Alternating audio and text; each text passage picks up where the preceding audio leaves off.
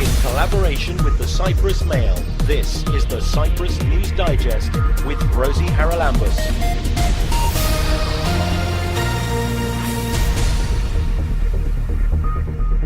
Coming up this week, it's very much a back-to-school week, with a competition organised by the Andrey and Julia Dashin Foundation. The winners, the lucky winners as we'd like to call them, their essays are going to be published on our website as well as Facebook pages in order to, kind of boast the pupils' talents as well a little bit.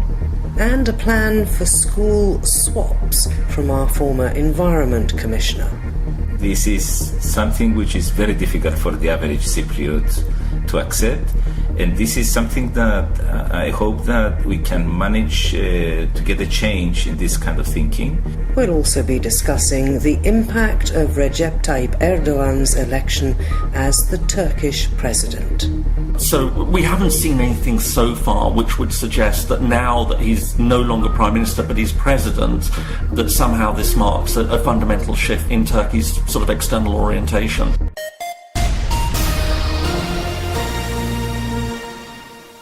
The Andrey and Julia Dashin Foundation's Back to School campaign has been launched. Alina Nabieva is the managing director at the foundation to give us all the details. Alina, thanks for joining us on the Cyprus News Digest. Can you just give us the basics of what this campaign is? Because my understanding is that you're calling on school children of pretty well all ages in Cyprus with the chance to win a prize. That is correct, Rosie. Thank you for having us there. Basically, the campaign details are as follows. Anyone can apply for this fantastic essay competition, as we would call it, within the back-to-school campaign framework. We can accept all applications, all essays coming from school-aged children starting from first year until the very last year of high school. Obviously, the competition rules are going to vary across ages and age groups because we need to keep it fair. We will accept any application in terms of languages, like, for example, English, Greek, and Russian. If we have to consider the three, let's say, the schools that we have here in Cyprus, private schools, public school, doesn't matter. Obviously, we'll need the parents' consent as well because the winners, the lucky winners, as we'd like to call them, their essays are going to be published on our website as well as Facebook pages in order to, kind of boast the pupils' talents as well a little bit. So obviously we need to have the parents consenting to that. What we're going to do is we already have set our deadlines every 2 weeks. So every other week we're going to draw our competition prizes, which is going to be 3 vouchers to a local, multifunctional store. The first winner of the essay of the first round of the first 2 weeks is going to win a €150 voucher. Second place will be €100 and third €50 voucher. Basically, that's how we're going to announce the winners on our website. So anyone visiting at the end of the 2-week period on a Friday afternoon is going to find their name there, perhaps their essay, perhaps picture as well if they send us, or an illustration. Why not? We're very happy to accept any kind of talent. You've divided them up into age groups, 6 to 8, 9 to 11, 12 to 14 and 15 to 18. Do you give 3 prizes in each of those categories each fortnight? This will all depend on the amount of essays we receive. So basically, since we're running this campaign first time, and we hope to keep it annual, we'll see. If we receive enough applications within each age group, definitely we're going to run the competition within each age group and definitely going to have enough vouchers for everyone because we don't want to, outgo anyone. It needs to be fair, as you understand. And you've chosen different essay topics according to the age group. The youngest group are going to be asked to write on what is kindness. Tell us about the other 3 groups.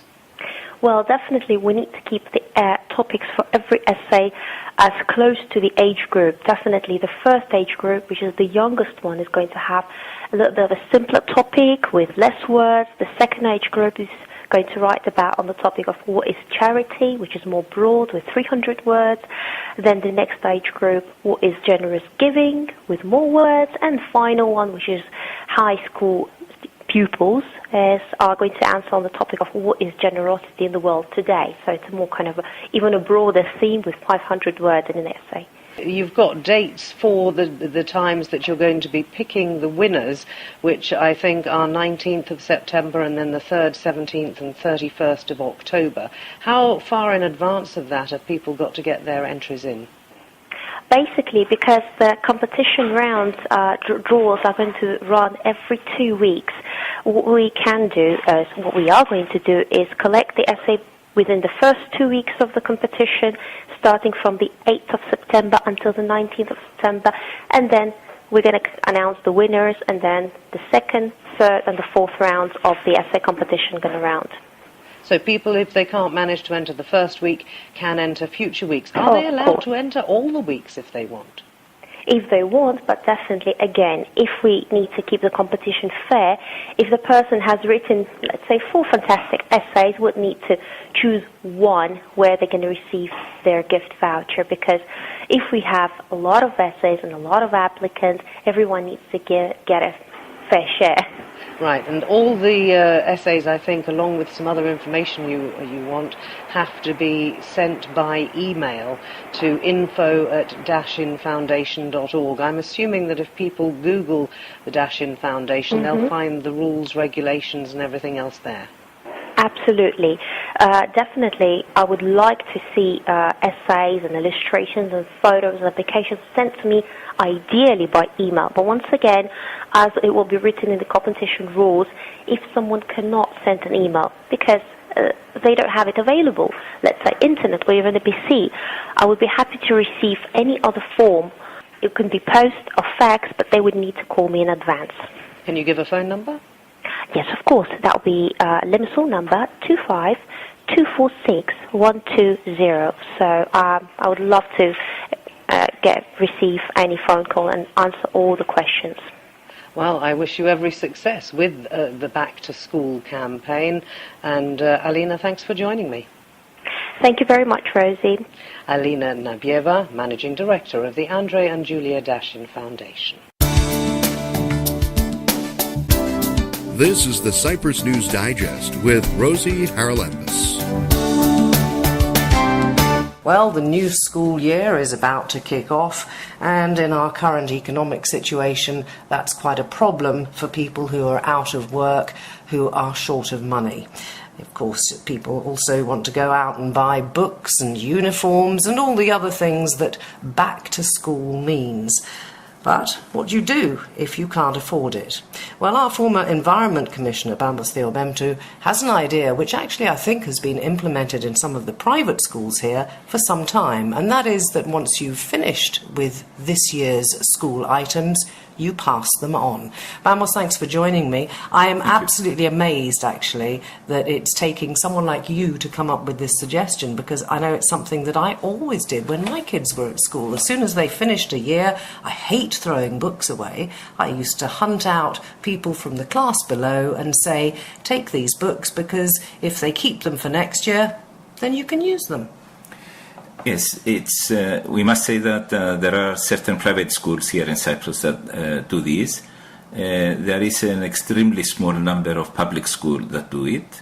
It's an extensive activity in the later years with the voluntary organizations. But the idea is to get this organized in a manner in which anybody that leaves school, for instance, will leave his stuff behind. Get the school to organize it with explanations to the students how the system works, so that we have the maximum benefit out of this. This is done, of course, in Europe and in the United States. It's not something that is new. It's something that is new to us, and we need to get into this line of thinking. Do you think that it's partly because for years here we've looked down our noses at anything that's used or second-hand? Exactly, yes. This is something which is very difficult for the average Cypriot to accept, and this is something that I hope that we can manage to get a change in this kind of thinking, because once you have a book in your hands or a bag that you know that somebody else will use it, you take care of it and you look after it, and then you know that you're going to get this book from the other students. It will get you into this culture of using this stuff. And it's recycling, really, isn't it? I mean, why use something once and throw it away? Okay, in the hierarchy of waste, the number one priority is, of course, policies that reduce the waste. The second is the reuse. And the third is recycling. So if you manage to reuse items, this is even more important than recycling. So it's a culture that we want to pass on. We want to get it as a normal thing that will happen every September, for instance, in public schools here in Cyprus. And does this include uniforms as well, school clothes? It should include everything. Parents know that something that a child was using regularly during the school, sometimes when September comes, you realize suddenly that it doesn't fit. So this is the reason why I think it's in every country, September, that they do this. In some countries, they extend it to anything, really. Anything that the student will use, even games that the children are not using anymore. From what I found out in the activities that they do abroad is that they don't allow electrical goods to be taken to the school because there is an issue of safety. If there is anything fault, you don't want anybody to get electrocuted. So anything else, actually, anything goes except that. And if it wasn't just passing on to people in the form below or leaving them at the school, some schools I know also have a school shop, which basically accepts all of these items and then sells them on, but at ridiculously cheap prices. So people feel that it hasn't been given to them, it isn't charity, but at the same time the school makes a little bit of money and it can be used for the Parents' Association or whatever. Yes, a school can have its own way of dealing with this. The point is that in most of the public schools, we don't have anything going on. It's the voluntary organizations that do some work in some areas of Cyprus. So I would love to see this system extended everywhere. How are you going to go about doing that? I made a lot of fuss, first of all. Which you're very good at. Thank at. you for helping me with this. And I know that a lot of schools have actually received this information. So we need to wait and see how the system develops. Is the ministry involved? You'd think that they might be able to sort of organise this and say it's a good idea, because they're well aware of the number of young children at school who are having to be helped by the welfare department, yes. aren't they? Exactly, yes. This is something that we were not familiar in Cyprus. It's only recently that we have this. I would love to see the ministry involved, even more in next September, because it will be interesting to see what went wrong, what are the good practices, so that we get a good practice guide, if you like, on how to organize events like this, out of the experiences that the schools will get. What's your advice then finally to parents who find themselves looking through last year's school clothes, for example, and books, and if they haven't already thrown them out, thinking, what am I going to do with these? Should they just go to the school and see if they can find a teacher who will help them to pass them on, or what? I would love to have the school appoint the teacher that will organize this. The parents should take their stuff there in small boxes. If there are a lot of stuff, you need to get the small boxes to separate them out. If you have a lot of clothing, even in sizes, it would be good. Let the students know that the school is doing this, so even students that haven't brought anything, if they have anything, to bring it in. And then you together with the parents' association, you set up the big event in which you get all the parents coming in and the students, and they exchange stuff. I know this is very popular abroad, even so popular that they have to have limitations on what the students will take, and they issue vouchers and stuff like that. so that they will be able to deal with the high demand that they get. So you're talking about a one-off event at the start of the school year. Yes. And so not like a school shop that might be open once a week in the morning for 2 hours throughout the year, because of course kids grow out of their clothes by Christmas, and then you're in the same boat again. If it could be run on a sort of regular basis, it would have even more value, wouldn't it? It will definitely, you're absolutely right, but that would be even more difficult to implement because it will need somebody to actually run the shop. I don't know how the schools will be able to do it. Might be some good entrepreneurship for the students to run it themselves, who knows. It's a great idea. If people do have comments or ideas, can they get in touch with somebody about this? They should get in touch with the school, actually, but if they feel that they want to get in touch with me, my email is theobemtu@gmail.com. Even if you search for my name, you'll find me on the internet website. I have a blog. It's easy. Great stuff. Thanks for joining me. Thank you very much for the opportunity. In collaboration with the Cyprus Mail, this is the Cyprus News Digest with Rosie Charalambous.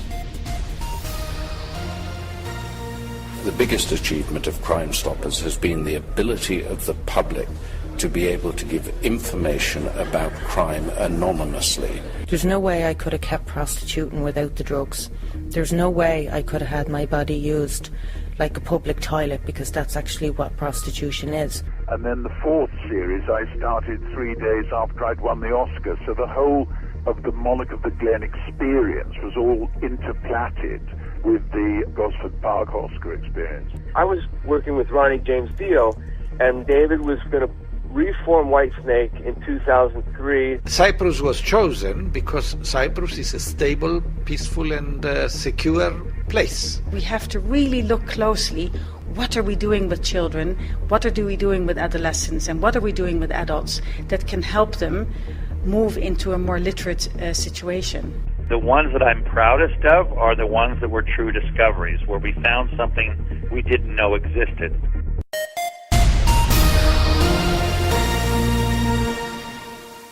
And now some good news if you're an expat living in Cyprus.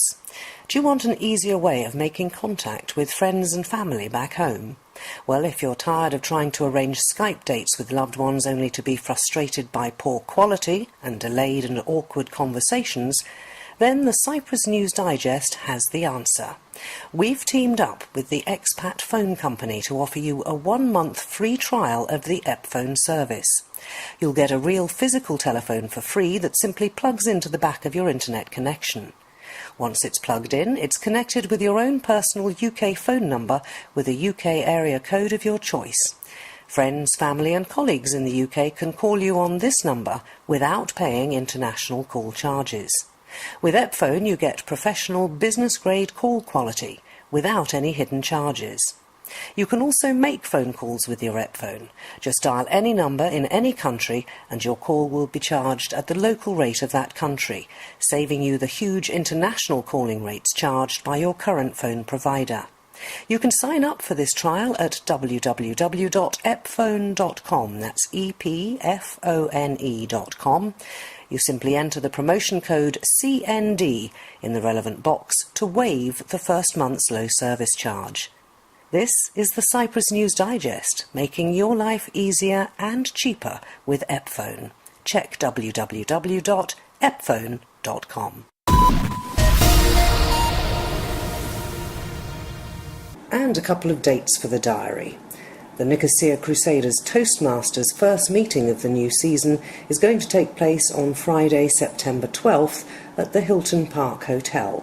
They gather at 8:15 to start at 8:30.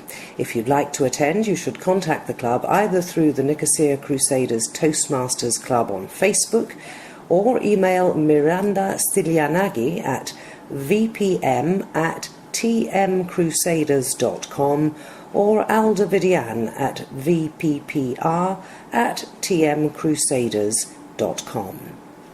And opera lovers are reminded that the 16th Paphos Aphrodite Festival is taking place between September the 5th and the 7th. This year it's Mozart's opera Così fan tutte. It'll be happening at the medieval castle in Paphos, starting at 8 p.m. Tickets are 70, 50, 40 and 25 euros, and there are Greek and English subtitles. More information on that, call 268 22218. Keep up to date with events in Cyprus and around the world with the Cyprus News Digest. Recep Tayip Erdogan, just elected as the new president of Turkey and, of course, very recently visiting Cyprus. Well, what does his election mean for Turkey itself, possibly the solution of the Cyprus problem, and indeed the region? With me on this week's Cyprus News Digest is James Kerr-Lindsay. He's a senior research fellow at the London School of Economics who specialises in the politics of Turkey, Cyprus, and indeed the area in general. James, what do you make of the fact that Erdogan is now the president of Turkey? Will it make a difference to their overall foreign policy in particular?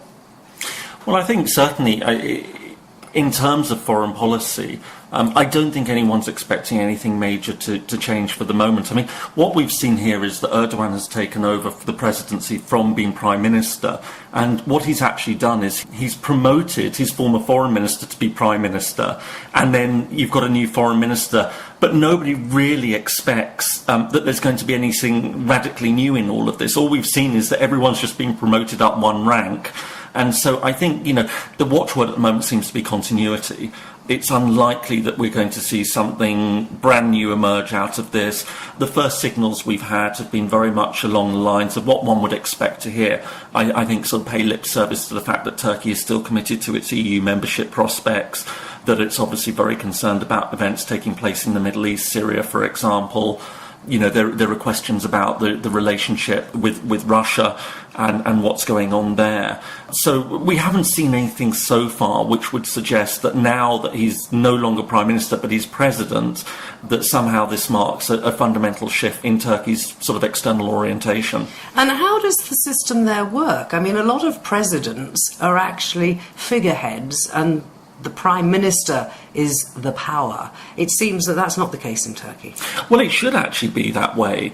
That is how it's set up under the Constitution, and one of the things that Erdogan has made very clear is that he wants to change the Constitution to create a much more powerful presidency, if not actually model a system on the US model of presidential power, which combines the head of state and head of government roles. So effectively there would be no longer a Prime Minister even. Whether he can marshal up the support in Parliament for that seems very unlikely, but there is no question that he wants to make this a much more powerful executive presidency, not a figurehead, not someone who just simply signs into law or maybe retains a right of veto over legislation. So why didn't he just stay as Prime Minister? Well, I think it's a power thing. He wanted to be president. In his mind, the president is the authority of the state, and he'd been prime minister, he'd done his 2 terms. I mean, there was a question of whether he could, under the constitution or the rules that they had made within the party, stand for a 3rd term. But there was just a sense that, and it'd been talked about before, that previously he'd wanted to elevate himself to the presidency, and people were saying, but hold on, this is not how the system works in Turkey. So Abdullah Gül was the president, who was at that point a very close ally of Erdogan, and Erdogan retained the executive control. But there was this real sense that he wanted to upgrade his rank to the presidency, appoint a very compliant prime minister, which is effectively what he's done. He's made sure that he's got in Ahmet Davutoglu a prime minister who is not going to go against him. It seems almost inconceivable that they're going to have a public falling out and then Erdogan's position is going to be weakened. I mean, Davutoglu knows that he's got no strength within the party in the way that Erdogan has. He's there at Erdogan's bidding. What difference is this going to make internally to the way Turkey is run? Because if you put all the power in one man's hands, and you said that there's a limit on the number of times they can be prime minister, is there a limit on the number of times they can be president, for example? Well, this is the thing. There is, but I mean, we're already talking. That one of his ambitions is to see his presidency last the 100th anniversary of the Turkish Republic. This is his big vision for his presidency. So he's quite clearly seeing another 10 years at the top of Turkish political life. And I mean, we've already seen a lot of very disturbing things emerge. There has been clampdown on the media, and if this isn't been done overtly, the media is now self-censoring. We saw this during the Gezi protests last year. I mean, the famous story of CNN Turk, when these protests were taking place, was showing a documentary on penguins, and that sort of explains why the protesters sort of took as their mascot a picture of a penguin wearing a gas mask. And that was their way of sort of showing the way that the media has now become incredibly compliant. But, we've seen all sorts of other things that have taken place, especially over the past year, which in any other country would have sunk the political leader. I mean, there's allegations of bribery and corruption. Tapes emerged of him being recorded ordering his son to shift money. And large sums, I mean, millions, before, there might have been a police raid. And he got away with this. Some said, oh, well, the tapes were a fabrication. Others in Turkey said, well, you know what, this is what we expect of politicians. And to be fair, he does good things for the country. He's not like those other politicians who are crooks. They just do it for themselves. Yeah, all politicians skim, but he actually genuinely believes in Turkey and wants to do good things. So we'll forgive him for that. I suppose it's a silly question to ask whether there was ever an independent investigation into some of these allegations. Well, what we've seen happen is that masses of prosecutors and police were suddenly reassigned.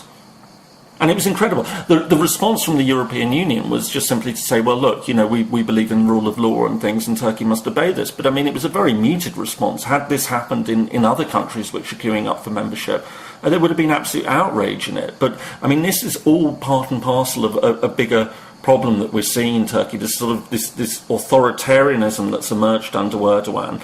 And he appears to be the closest thing to politically indestructible I think I've ever seen. I mean, the number of crises over this past year that he's weathered. We had the mining accident, for example. There was public outrage over that. Saw it off. And even that's when one of his closest advisors was caught sort of kicking protesters. He's appointed sort of advisors who have got wild conspiracy theories.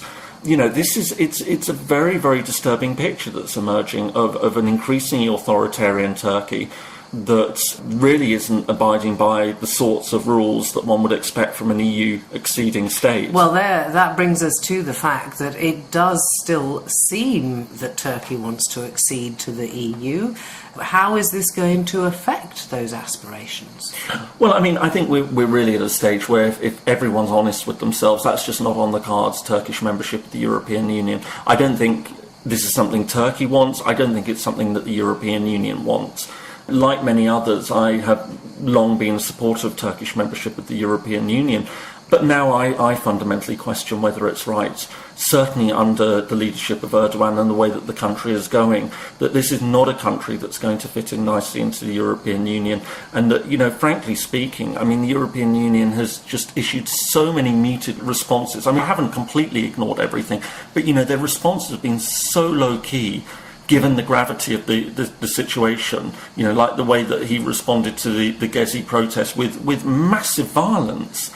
If this had happened in other acceding states, the EU would have come down on them like a ton of bricks.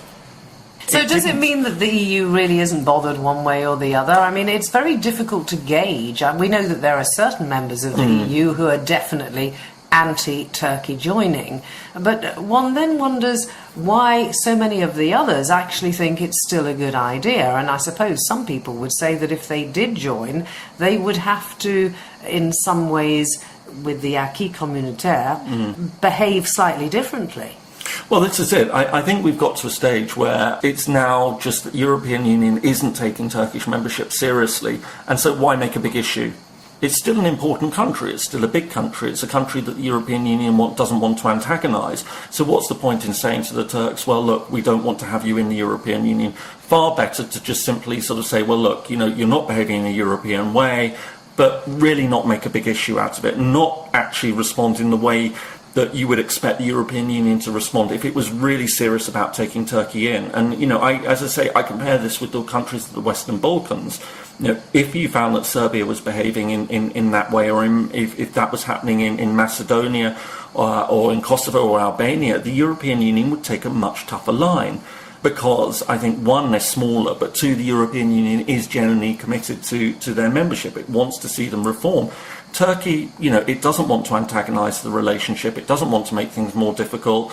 And so I think that this is part of the bigger picture, which obviously is worrying in its own right. I mean, this is something where, if you like, the European Union and Turkey are engaged to one another, but neither one wants to actually get married. But neither one knows how to break off the relationship, or wants to. They just sort of feel the acrimony would just be so great, maybe whatever. It's a very, very odd relationship that's emerged. But I think for all the talk that one has of, and you will be hearing it, politicians in Turkey, politicians in the European Union saying, it's time now to reinvigorate the relationship. Well, I think, who are we kidding? This is not a relationship that either side really wants. And I think Erdogan's made it very clear. So he will be saying, we still want to join the European Union, but he's not behaving as someone who gets what the European Union is about. Fascinating stuff. That is James Kerr-Lindsay, who's a senior research fellow at the London School of Economics.